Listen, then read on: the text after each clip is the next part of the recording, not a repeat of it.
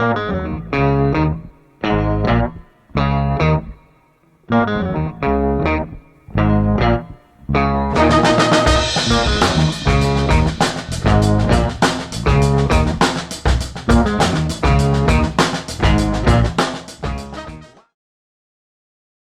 to today's show. We want to thank all our listeners around the world for choosing the Around the Turntable podcast to make your day a little more fun today. The rules for our game are as follows. Each episode, we will go around the room and everyone gets to choose a single song that fits our category of the week. The categories are themed towards this week's guest artist or chosen by you, the listeners of the podcast. If you want to submit a category idea, just give us a follow on TikTok and Instagram at Around the Turntable and send us your idea. This week's category is, drum roll please, the greatest ever, track 1, side 1. Okay, so now when we say the greatest ever, we mean the greatest ever, not your favorite, but the greatest ever. And I mean, I guess we can all admit that there's like a high degree of subjectivity to this one, right? I mean, sure. We are definitely like choosing between children. I mean, I definitely found that Sophie's choice. Yeah, I mean, this was pretty brutal. To have to come up with like the greatest ever, because I'm sitting here going like, man, I could go with like pretty much any Zeppelin album opener, right? I could go with, Nirvana. I could go with my girlfriend mentioned this one when I was trying to come up with it. She mentioned More Than a Feeling by Boston. Wow. And I forgot about that.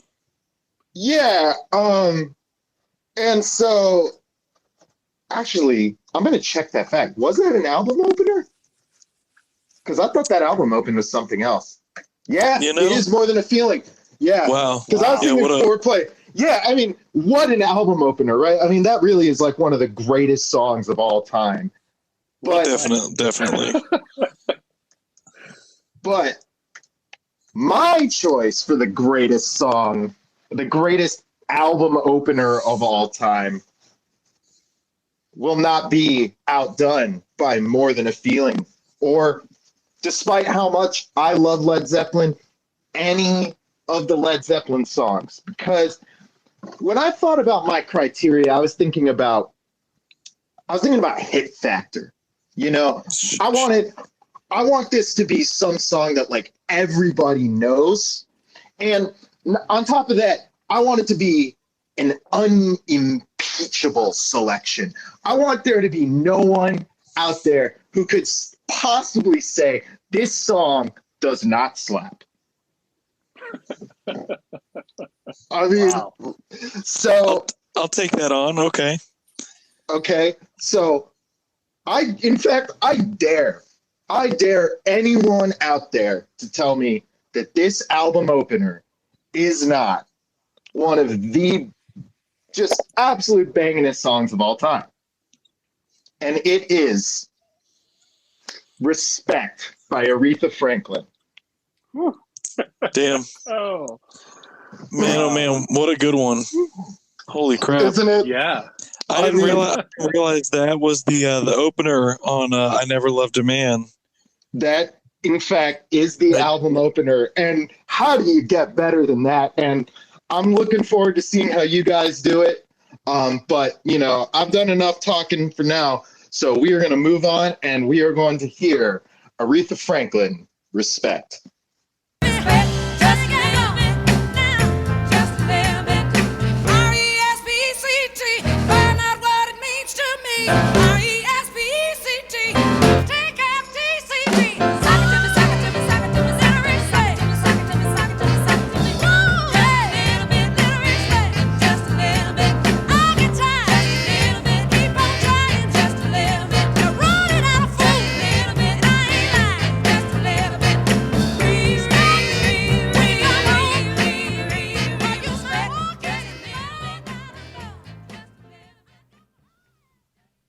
And welcome back. What you just heard was Aretha Franklin's 1967 hit Respect off of the album I Never Loved a Man the Way I Love You. All right. What we, man? Well, Will, why don't you give us your react?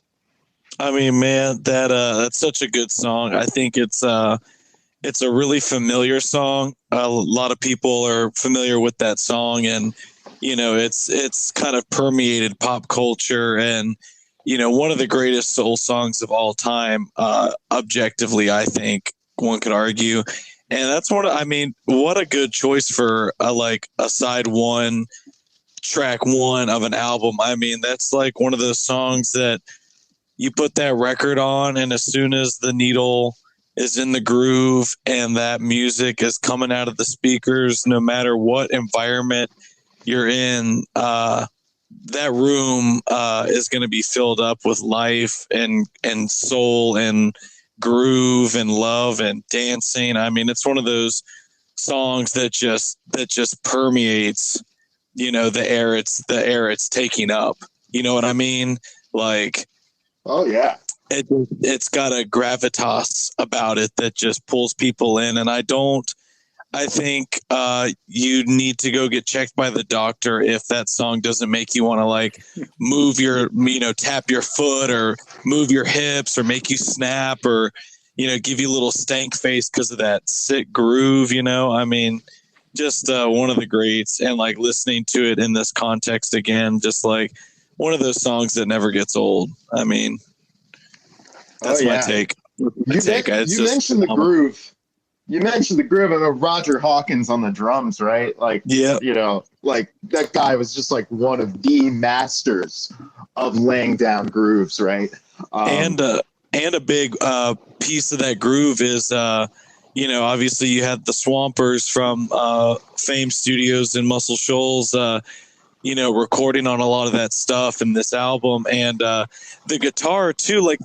The guitar really doesn't do anything super melodic or actually play chords or anything until I think maybe later in the song. But most of the time, it sounds like Jimmy Johnson is just thwacking a palm you going cha cha cha on the guitar, and it's just emphasizing the groove. He's just using the guitar as a percussive instrument, and that's just a really critical element, I think. Oh yeah, well. definitely makes that sound. Jacob, what do you think, man? It's a perfect song, it's and the great thing about it is that it's a bold move to put a song like that at the top of your record. And it's a good observation. It's a cover song, right? Yeah. Otis Redding? Yeah. That is something I forgot to mention. Yeah, that's a cover song too. Otis Redding did the original, right? Yeah, and what a transformation from Otis's, sort of a ballad to what Aretha brought to it, and the production that was brought to it by the musicians on it, and it's just, it's incredible. And I feel like for me, that song is of such. The 1967 is definitely still the moment of the single, and I always think of that song as a single rather than in the context of an amazing record. That's a good point. So it's wild to see it as a side one, track one. It's a very good choice. Yeah, thank you, man. Yeah, good choice, Alex. Good choice. That's a great observation. That I very much agree. I almost think of that song in single context. And when you mentioned it, Alex, and then I put it on, and I'm looking at the cover artwork on Spotify, and I'm just like, man, yeah, what a way to start a record, a cover, and just it's just kind of you're right in it. And but it's not just any cover though. It's a cover that she took and then just completely made everyone forget that the Otis Redding version ever existed. She took that and made her song.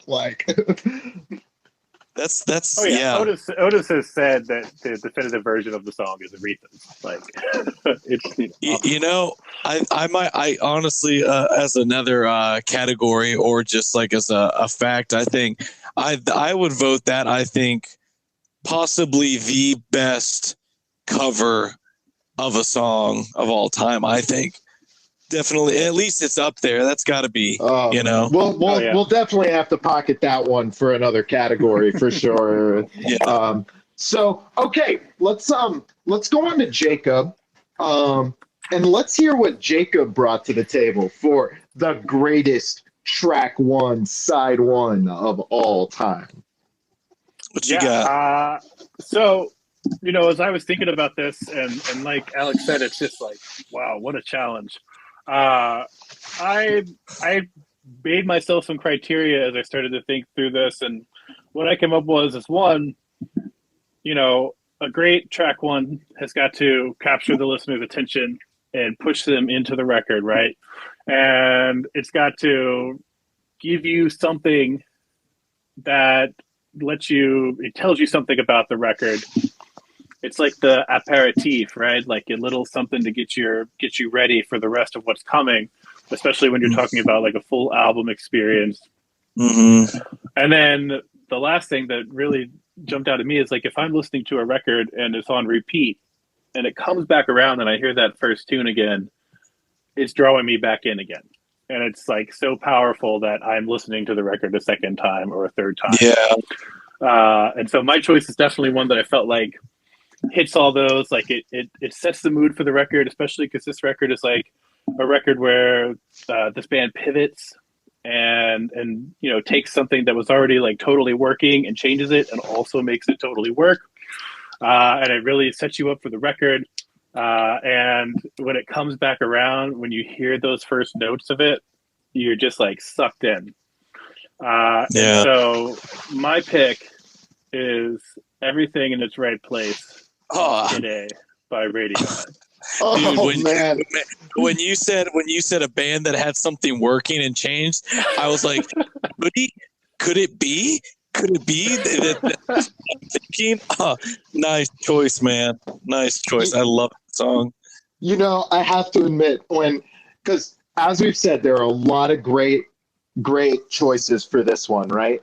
I genuinely considered that one, actually, because I was like, man, Kid A, what a record that was, and it was on.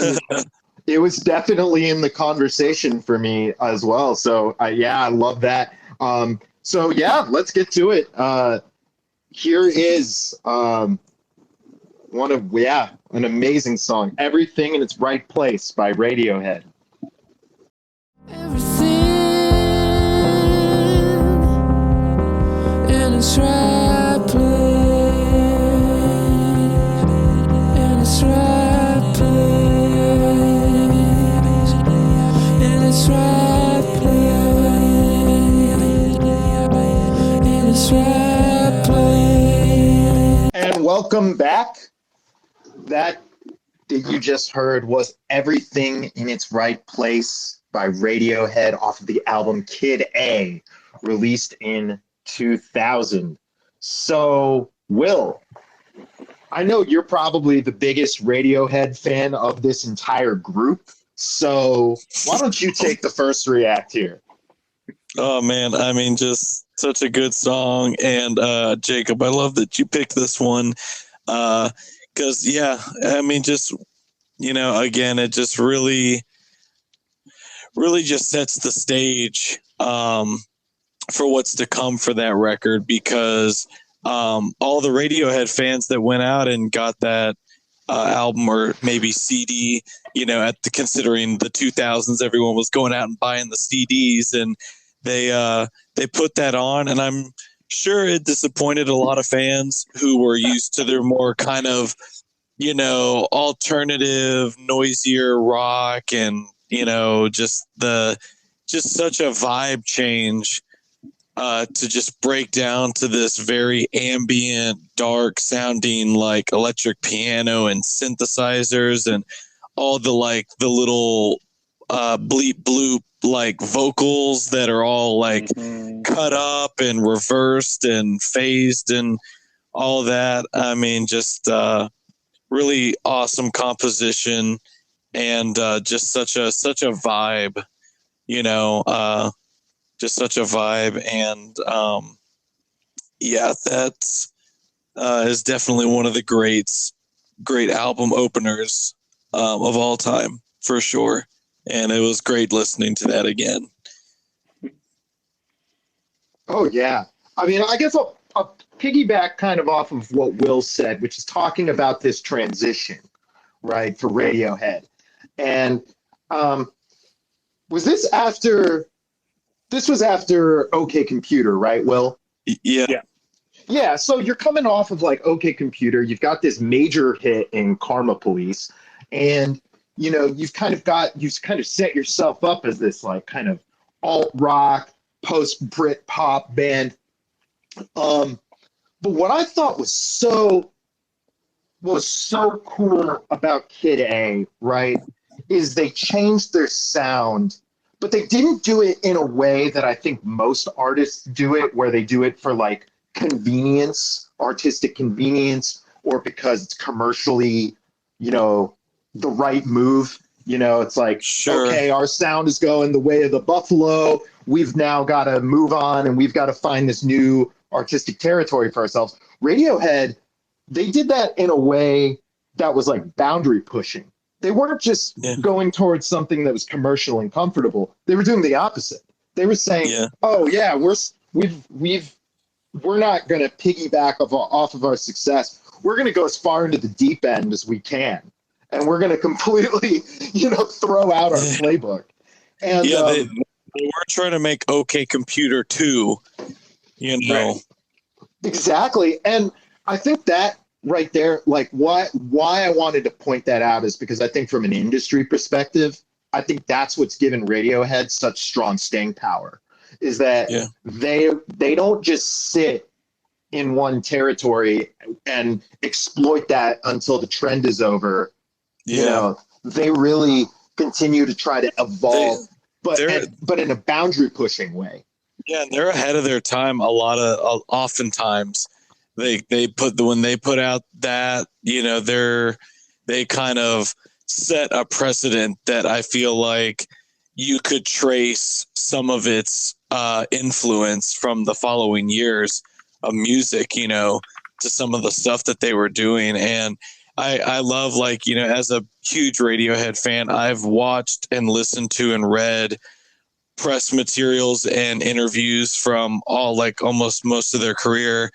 And Ed O'Brien, one of the guitarists, talks about imagine you're Radiohead and you finish your record, you've got Kid A, you've got everything in its right place, and you go and meet with the record heads and label in a meeting and sit down and play what you've got, and there's no guitars, and you don't get to hear a guitar in the album until like track like 4 or something. And he just talks about how they were all like sweating and like they're like, oh my God, guys, what is this? And you know, and they're just like, this is what it is. Just, you know, this is, you know, what we do. And of course, you know, now it's critical and commercial acclaim is self-evident. But, you know, man, just like what a big step for them in that song. Yeah. Okay. I'm going to piggyback off of something you said, and then I'm going to give it back to Jacob because I feel like we've been talking about his song more than he got to. But, you know, what you said about the labels thing was really interesting because actually I was reading this piece of reporting. It was way back when I read this. This was like probably 2004. And they were talking about how basically when Coldplay was coming out, they were on the same label, I think, as Radiohead. And like, so what was happening was like, basically the label was like not going to release Coldplay if Kid A was not a smash success. And they were like, and Coldplay was like sweating it, I guess, because they were like, dang, this Kid A is like this really experimental record. We don't know how it's going to go over with people. And, the label's not going to put us out if Radiohead doesn't work out. And I guess all that to say that if you are listening and you don't like Coldplay, you can blame Kid A for that. So Jacob, back to you, man, and then we'll move on and let Will give us his selection. Yeah, I mean, as I was looking at this, I kind of look back at the first 3 records, the first 3 full lengths from Radiohead, and as Will pointed out, Kid A is not guitar dense. And those first records, I looked at the first songs on like Pablo Honey, where you get like big guitars and these big rock moments. And then on the Bins with Planet Telex, it opens up with this sort of echo feedback. So you're letting it roll, and then it comes in, you get the keys and drums, and a big sounding record overall. And then OK Computer, 97, Airbag, fuzzy guitar. Just incredible guitar and drums. And those are all like, even at the time, they were pushing the envelope for what a rock record was and what the definition of a rock record is. But they were rock records. And, the change in Kid A and the choice to put something like Everything in its right place in that leading spot, I felt like was, really notable. Especially, talking about the change in the band and their approach. They were coming off this like massive touring cycle from making OK Computer, which obviously perfect record, no notes, OK Computer 100%. Yeah, it's great. And then they did it again with Kid A, and in a very, just like in a completely different way. I'm going to do a quick shout out to my favorite podcast right now that I'm totally obsessed with. It's called Bandsplain. Nice. Yassi Salek is the host, and a couple months ago they did a 2-episode run of the career of Radiohead. It's about 8 hours worth of podcasts in 2 episodes, but just incredible. 100% worth checking out if you love Note to self. Bandsplain. That's cool. Okay, great. It is a truly great name. Truly great. All right, Will, you're up, man. Why don't you tell us what you brought to the table today? All right, guys. Y'all have really set a good standard here, and just Respect by Aretha Franklin, Everything in Its Right Place by Radiohead are just excellent songs by excellent artists. And I had originally had a certain track in mind that I felt really good about. And then as we started kind of to get the podcast underway, I had a big change of heart.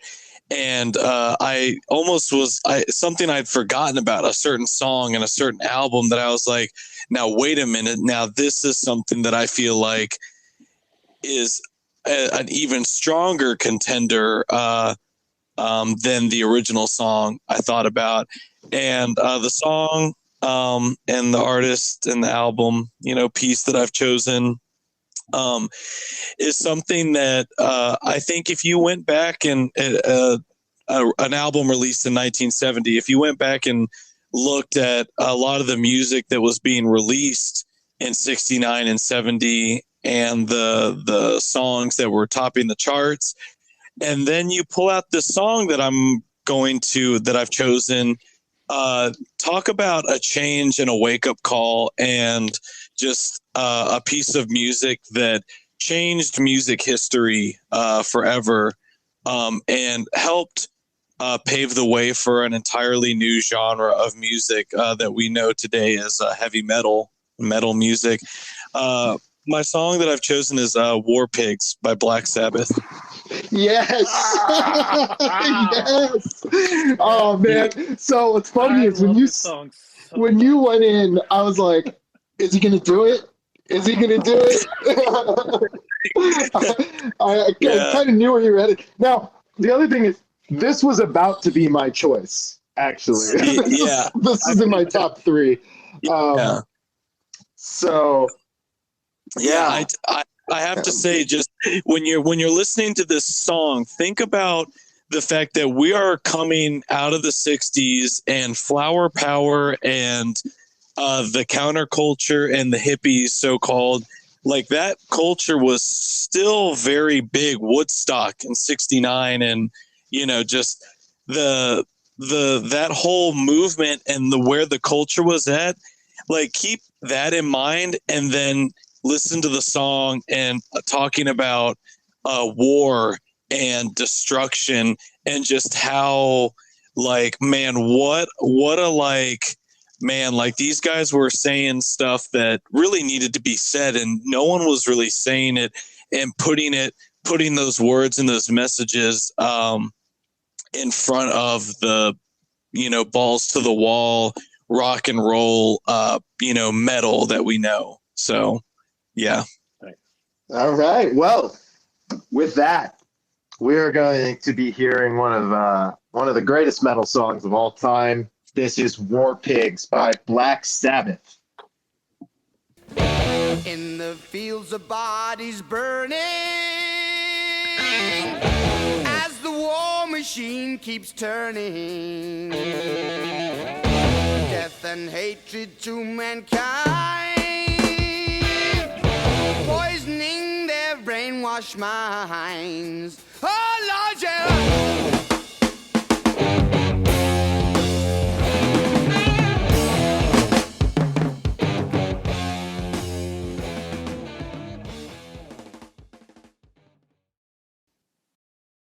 Welcome back to Around the Turntable. The song you just heard was War Pigs / Luke's Wall from the album Paranoid, released in 1970 by the band Black Sabbath. Legends. Absolute legends. Okay, I'm going to take the first react for this one. All right, so first of all, I want to address something Will said in the intro, which was that not a lot of people were doing this kind of war protest or talking about these things. I want to counter with, Fortunate Son by Creedence Clearwater Revival, and other protest songs of that era. Now, you may be right when it comes to metal. I don't think there was a lot of war protest songs going on in metal. But I mean, the protest song was definitely alive and well, especially on the subject of war, especially because of the Vietnam. That was about the height of Vietnam. So, from a cultural perspective, a little historical context there for people. But on to the music. All right. Now, I've got a great anecdote for you guys about this song. I was in Taiwan, hanging out with my cousin, and he's kind of a punk and metal fan, but he had never heard Black Sabbath before. Oh my God. And so I was like, oh man, this is going to be so cool to get to see somebody get to hear this song for the first time. You lucky. And so we got to the end of the song, and he just looks at me, and like, his English isn't great. He just looks at me and goes, "Man, War Pigs, so good."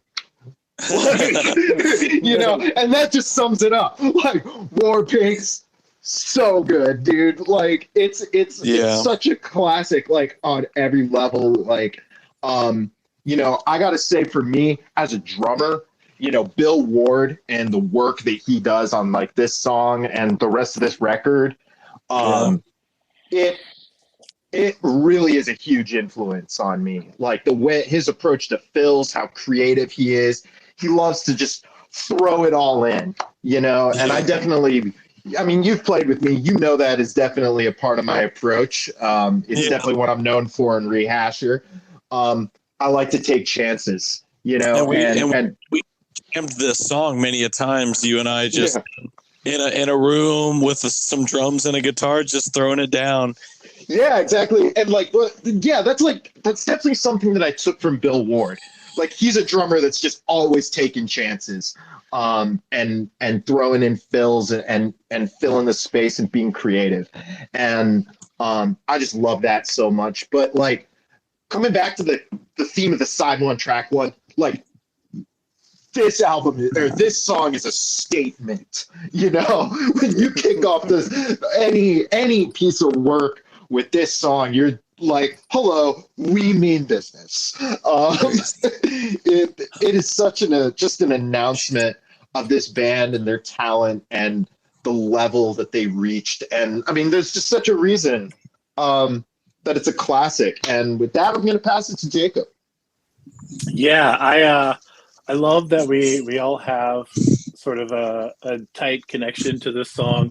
It's one that in my previous band, Endless Pools, we covered it, and it was just so much fun. And I, as a guitar player and singer of that band, I got to be Ozzy and Tony, which is nice. And then even before that, with my drummer from Endless Pools, we had a 2-piece for a little bit, and we covered it some. And it was just, man, so much fun. Such an amazing song. I get chills when I hear those opening riffs. And here it's starting to come in, and the horn going, and it's just, it's incredible. Yeah. That's an awesome pick for definitely a powerful track. Thanks. One, side one, and it's a song that I love, that's near and dear to me, and somehow 50 years later still super relevant, which is kind of disappointing. Yeah Right. It is actually, yeah, I was gonna say, like, I mean, we of course we're recording this June 19th.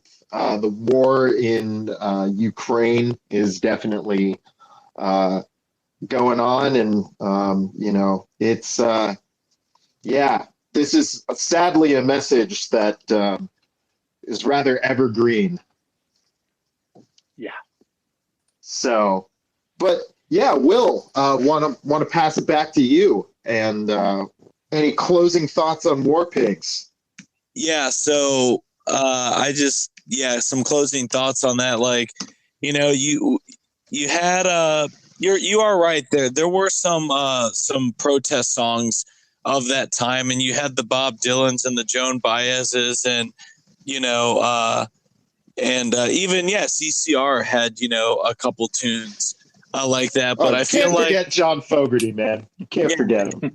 And one of the greatest songwriters of all time, in my opinion. But I feel like the music and the atmosphere that they put behind their protest songs, very different from what Black Sabbath did, and combining this evil black masses, witches, and destruction. And there's this, the context in which Geezer Butler, another one of the great songwriters, for those who didn't know, the bassist for Black Sabbath, Geezer Butler was the primary lyricist. Ozzy would write vocal hooks and come up with the melodies, but Geezer would ultimately maybe take some things Ozzy riffed on when they were jamming, and he would ultimately pen the final lyrics. And those lyrics they're so haunting, and like we said, still relevant. And I think when people went to go see that band play at the time, I'm sure a lot of them were just like, I wonder if they even realized what they were witnessing, just how incredible that piece of music, with all the riffs and all the parts and the interplay, and just such a just like punch in the face, that, sadly is still, that song has relevance even today. And when I got to see Black Sabbath on one of their final tours in 2013, just hearing thousands of people chant those lyrics alongside you, while Ozzy is just hyping everybody up and the band is killing it, was one of the great moments of my life. And also, really cool side note to that story, when I did see them live and they played that song, the crowd actually chanted the final melody of the song, the da na na na na na na na. Like everybody was actually kind of, Oh, dude, that must have been awesome. yeah, great, because there's not very many moments that, you know, a crowd chants a melody, and just I thought that was such a special moment, that just to hear everybody just, you know, just like a big war cry. But yeah, man, one of my favorite songs, and I think one of the best album openers of all time for sure. So Yeah. All man, right. this is good. Well, yeah. And well, hey, that's going to do it for this week's episode of Around the Turntable. If you like what you heard, please subscribe to the podcast. Hit us up on social media, TikTok and Instagram at Around the Turntable. Send us your choice for the greatest track one, side one. We'd love to hear your opinion. I've been Alex Klausner from Rehasher.